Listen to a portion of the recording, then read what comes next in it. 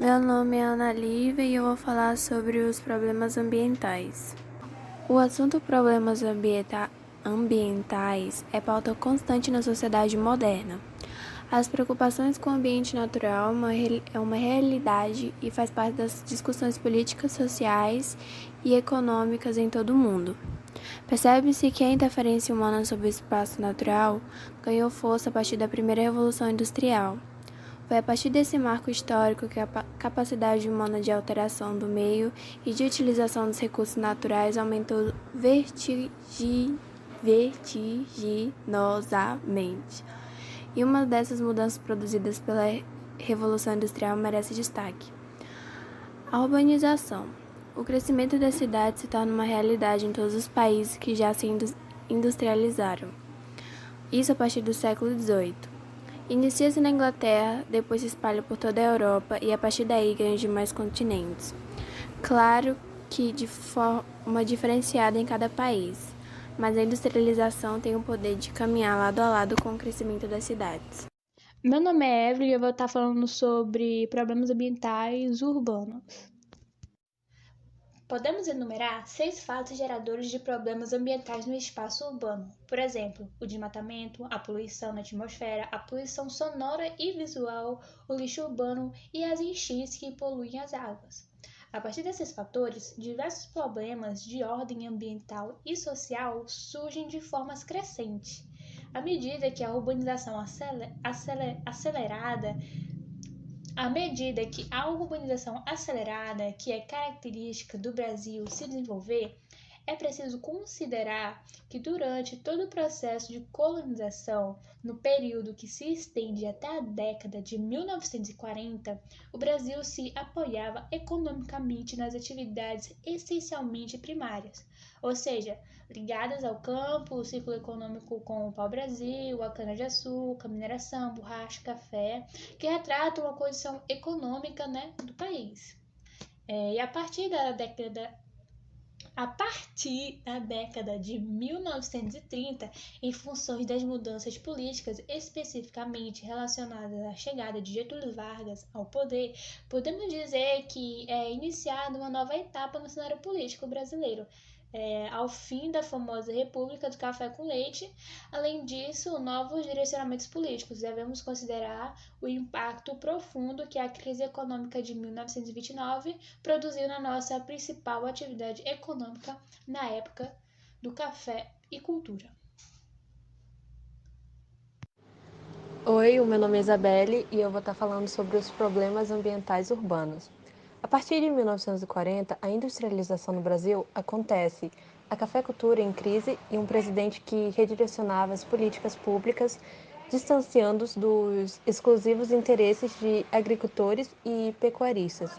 Foram as duas principais razões para o Brasil entrar na era da industrialização. A industrialização brasileira, crescente no século XX, está diretamente ligado ao processo de urbanização, ou seja, o aumento da população nas cidades em decremento, a população rural. E agora alguns dados estatísticos. Em 1940, apenas 30% da população do Brasil vivia em cidades e 70% se estabeleceu em um campo. Já em 2010, 84% da população se estabeleceu em cidades e apenas 16% no campo. Em menos de um século, a população brasileira saiu da condição predominantemente rural para a condição de predominantemente urbana. E isso é um ponto importante para entendermos a questão dos problemas ambientais urbanos. As cidades brasileiras crescem rapidamente e, na maioria absoluta, crescem sem planejamento. Tanto que a principal característica da urbanização brasileira é o crescimento desordenado das cidades. Esse desordenamento gerado pela ausência de planejamento sobre o espaço urbano é um terreno fértil para o crescimento e agravamento dos problemas ambientais verificados nas cidades. Poluição atmosférica. Concentração de indústria e veículos automotores são as duas grandes causas para os exorbitantes volumes de poluentes lançados no ar da cidade diariamente. A poluição gera problemas específicos nas cidades: as ilhas de calor, as chuvas ácidas e inversão térmica.